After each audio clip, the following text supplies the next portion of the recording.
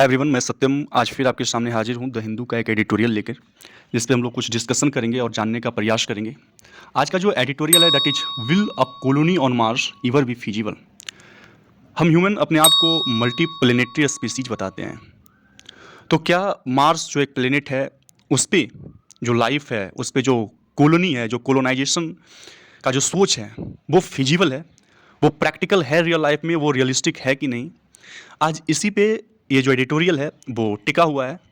जो इसेंस है, जो जिस्ट है इस एडिटोरियल का, इसी पे है, जिसको हम लोग समझने का प्रयास करेंगे। First of all I want to tell you what are the hurdles जिसको सेटल करने हैं, जो हिंड्रेंसेस आ रहे हैं। तो वो हिंड्रेंसेस में जो अर्थ है हमारा वो बड़ा ही रिसोर्सफुल है, नो डाउट इन दैट।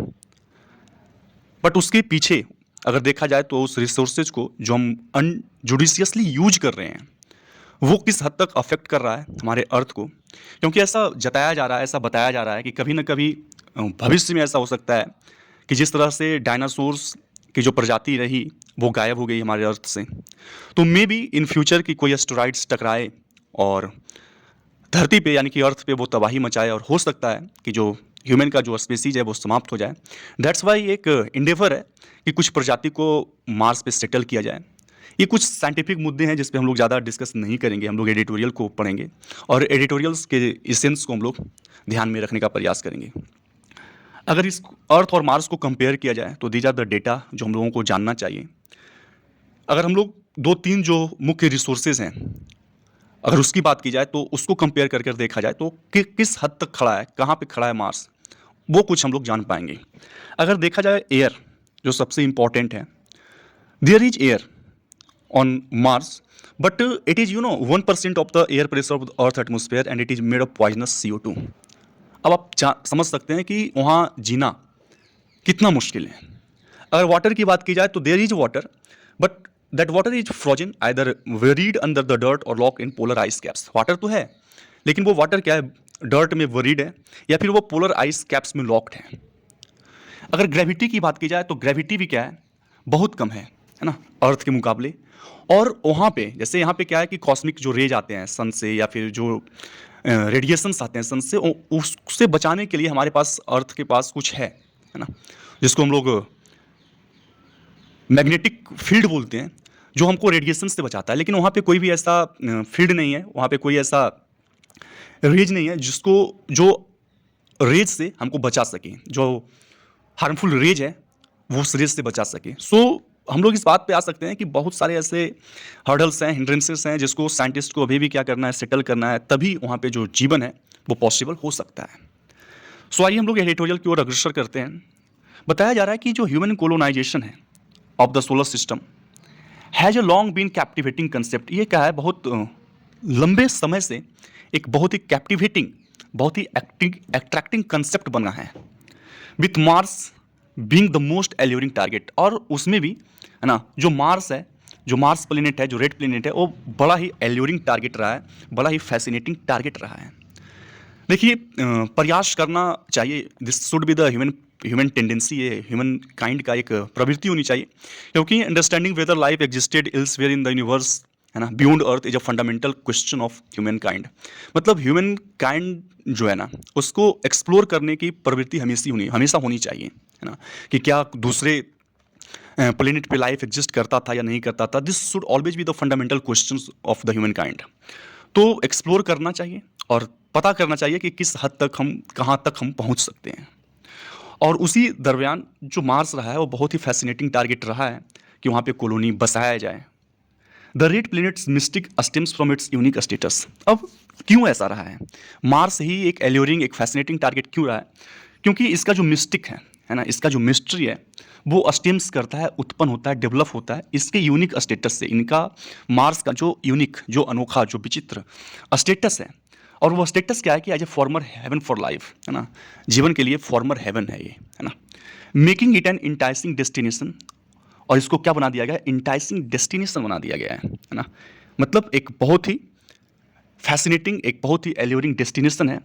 किसके लिए? तो ह्यूमन एक्सप्लोरेशन और सेटलमेंट के लिए, कि ह्यूमन इसको एक्सप्लोर करे और यहाँ सेटल हो जाए। हालांकि establishing a human presence on Mars, मतलब सोच तो लिए कि वहाँ सेटल होना है, लेकिन इस्टेब्लिश होना ह्यूमन की प्रेजेंस को मार्स पे एक बहुत ही फॉर्मिडेबल चैलेंज है, बहुत ही फियरसम, बहुत ही विकट समस्या हम लोग इसको बोल सकते हैं कि एक ऐसा समस्या है, एक ऐसा फॉर्मिडेबल, एक साहसिक कार्य है। अनलाइक अर्थ कॉलोनीज, अगर अर्थ के मुकाबले अगर देखा जाए, विच हैड द एडवांटेजेस, जिसके पास क्या है एडवांटेजेस हैं, और फैमिलियर ग्रेविटी है ना, यहाँ पे ग्रेविटी सही है, यहाँ पे ब्रीदेबल एयर है, प्रेजेंस है, एक्सेसिबल वाटर है ना, दीज आर द रिसोर्सेज, जिसका हम लोग कहीं ना कहीं अगर देखा जाए एक टेक्स्ट में, एक प्रेटेक्स्ट में, तो हम लोग कहीं ना कहीं इसको क्या कर रहे हैं कि अनजुडिशियसली यूज कर रहे हैं। तो जो एक्सेसिबल वाटर है, जो ब्रीदेबल एयर है, these are the abundant resources.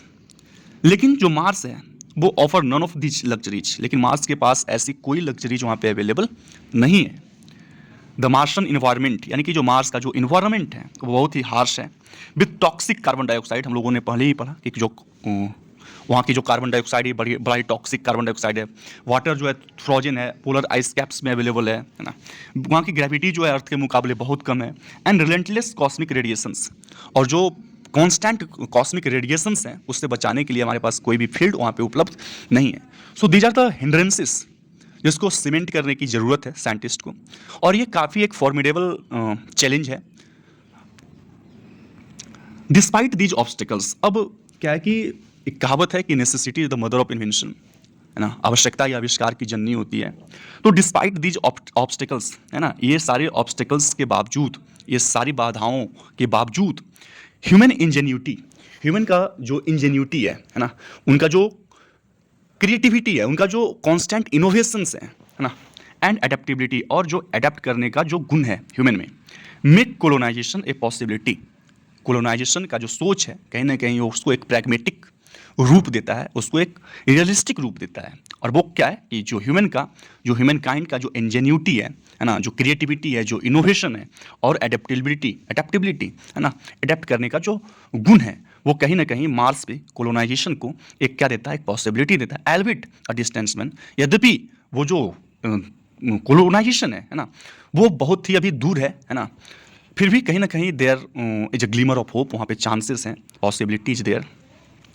The cost of establishing and maintaining a Martian colony, हालांकि जो कॉस्ट है किस चीज़ का इस्टेब्लिश करने का, मेंटेन करने का मार्शन कॉलोनी यानी मार्स पे कॉलोनी का, वो स्टैगरिंग है, वो बड़ा ही एस्टोनिशिंग है ना, मतलब बहुत सारे पैसे इसमें खर्च होंगे। रिक्वायरिंग सिग्निफिकेंट टेक्नोलॉजी, साथ ही साथ कुछ सिग्निफिकेंट, कुछ इंपॉर्टेंट टेक्नोलॉजीज का ज़रूरत होगा, टेक्नोलॉजिकल एडवांसमेंट की ज़रूरत होगी, एंड इंफ्रास्ट्रक्चर डेवलपमेंट, और बहुत सारे इंफ्रास्ट्रक्चर डेवलपमेंट की ज़रूरत है। The expense of every launch into a space is already substantial. हम लोग को पहले ही पता है कि जो एक्सपेंस आता है ना, प्रत्येक लॉन्च के लिए स्पेस में, वो पहले से ही क्या है, बहुत सब्सटेंशियल है ना, वो बहुत ही कंसिडरेबल वैल्यू है, पर्याप्त होता है। एंड द रिसोर्सेज नीडेड, और जो रिसोर्सेज की ज़रूरत है किस चीज़ के लिए, to overcome the numerous hurdles, जो बहुत सारे न्यूमरस हर्डल्स हम लोगों ने पहले पढ़ा, उसको ओवरकम करने के लिए जो रिसोर्सेज की ज़रूरत है on Mars are currently beyond the global means. वो अभी तो क्या है बियॉन्ड द ग्लोबल मीन्स, है ना, अभी बहुत वो दूर है, वो हमारे परे है। While it is likely that human will eventually thrive on, लेकिन ह्यूमन जो है ना, वो इवेंचुअली अंततः क्या होगा, थ्राइव ऑन मार्स, है ना, वो फ्लरिश करेंगे, वो ग्रो करेंगे मार्स पे, विथ सेल्फ सस्टेनिंग कॉलोनीज, और वो जो कॉलोनीज होगा वो सेल्फ सस्टेनिंग होगा। Even Marsons born children that future is still a distant dream, है ना, even a Marsons born children that future is still a distant, लेकिन जो फ्यूचर है ना, जिस फ्यूचर की हम तलाश में है, वो अभी डिस्टेंट ड्रीम है, एक लंबा स्वप्न है, जिसको पूरा करने में it will take time. For now वो तो एक फ्यूचर है, लेकिन अभी के लिए जो ह्यूमन है उनकी टेंडेंसी की क्या होनी चाहिए, इस पर हम लोगों को ध्यान देने की ज़रूरत ज़्यादा है, क्योंकि जहाँ हम रह रहे हैं वहाँ पे तो सारी resources, all resources are abundant, लेकिन क्या उस सारी रिसोर्सेज को हम जुडिशियसली यूज कर पा रहे हैं, इस पर ध्यान देने की ज़रूरत है।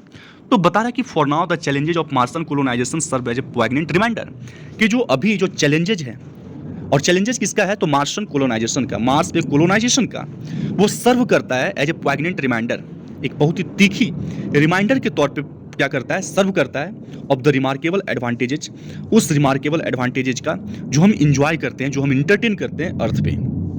अब वो रिमार्केबल एडवांटेजेज क्या है, the very air we breathe, जो एयर हम लोग ब्रीथ करते हैं, द वाटर वी ड्रिंक, जो वाटर हम लोग पीते हैं, द रिसोर्सेज वी एक्सप्लॉइट, जो रिसोर्सेज का हम इस्तेमाल करते हैं, are all taken for granted, वो क्या लिया लिया गया, टेकन फॉर ग्रांटेड, है ना। हम लोग सोच लिए हैं कि वो हमेशा रहेगा, है ना। सो इस सोच से कहीं ना कहीं वो सारी चीज़ों को हम, है ना, नज़रअंदाज कर रहे हैं, बेहिसाब यूज कर रहे हैं। So it they are essential for human survival, है ना। हालांकि वो क्या है, ह्यूमन सर्वाइवल के लिए काफ़ी इंपॉर्टेंट है। As we continue to pursue our ambitions, है ना, जैसे कि हम लोग कंटिन्यू कर रहे हैं, हम लोग परस्यू कर रहे हैं हमारे एम्बिशंस की, हमारी जो महत्वाकांक्षा है कि मार्स पे कोलोनाइजेशन किया जाए, मार्स पे कॉलोनी बसाया जाए in space, we must appreciate उसको, तो उसको कंटिन्यू करना है, उसको परसिस्ट करना है ना। लेकिन उसी तरफ यान हमको अप्रिसिएट करना चाहिए, वी मस्ट अप्रिसिएट जो यूनिक ब्लेसिंग्स मिला है of our home planet and the acknowledge, है ना, उसको क्या करना है, उसको अप्रिसिएट करना है, उसको एक्सेप्ट करना है, उसको कन्फेस करना है जो ब्लेसिंग्स हमको मिला है हमारे अर्थ पे, है ना, as a resources, as a resources, है ना। और एक्नॉलेज करना है द इमेंस डिफिकल्टीज, और ये साथ ही साथ हमको इस बात को भी मानना पड़ेगा, एक्नॉलेज करना पड़ेगा जो इमेंस, जो विशाल, जो huge difficulties we are facing, है ना, that must be overcome before we can truly call our self as a multi planetary species. हम लोग अपने आप को मल्टी प्लानिटरी स्पीसीज कहें उससे पहले, है ना, सारी जो डिफिकल्टीज है, जो इमेंस डिफिकल्टीज है, जो प्रॉब्लम्स हैं, उसको ओवरकम किया जाए, तभी हम लोग पूरे तौर पे और सही तौर पे अपने आप को एक मल्टी प्लानिटरी स्पीसीज कर सकते हैं। So this is the end of this very editorial, and at last I want to tell you the very gist, the very essence of this article. Article के अगर जिस्ट देखा जाए तो this is much more clear कि yes of course we are trying our best, our scientists are trying our best to explore the life on Mars and it should be, है ना, क्योंकि हम लोग पहले भी एक लाइन बोले थे कि necessity the mother of invention, जरूरत है, आवश्यकता ही आविष्कार की जननी है ना। तो जिस आवश्यकता तो है, लेकिन जो हर्डल्स हम लोग फेस कर रहे हैं, कहीं ना कहीं उसके अगर काउंटर पार्ट में देखा जाए तो जो रिसोर्सेज कहीं ना कहीं हमारे पास है, हमारे होम अर्थ पे है, उस रिसोर्सेज को जो लाइफ के लिए, जो लाइफ को सस्टेन करने के लिए काफ़ी इंपॉर्टेंट है, काफ़ी इम्पेरेटिव है, तो उस रिसोर्सेज को कहीं ना कहीं हम बेहिसाब यूज कर रहे हैं, we have taken that resources for granted. तो कहीं ना कहीं उसको हम लोगों को जुडिशियसली यूज करना चाहिए, उसको हम लोग को सही तौर से यूज करना चाहिए, और साथ ही साथ हम लोग को कंटिन्यू करना चाहिए एक्सप्लोर करना, है ना। साथ ही साथ हम लोग को ये कहने से पहले, ये सही तौर पे कहने से पहले कि हम लोग मल्टी प्लानिटरी स्पीसीज है, उससे पहले जो सारी डिफ़िकल्टीज, जो सारी प्रॉब्लम्स क्रिएट हो रहे हैं, उसको सारे को सेटल करना चाहिए। We must have the technologically sound aura, we must have the infrastructures, modern infrastructures to settle down all the problems coming. Even then we can say ourselves multiplanetary species. So these are the gist of this very editorial, and I think you must, आपको बहुत अच्छे से समझ में आया होगा. So thank you, have a nice day and bye bye all of you.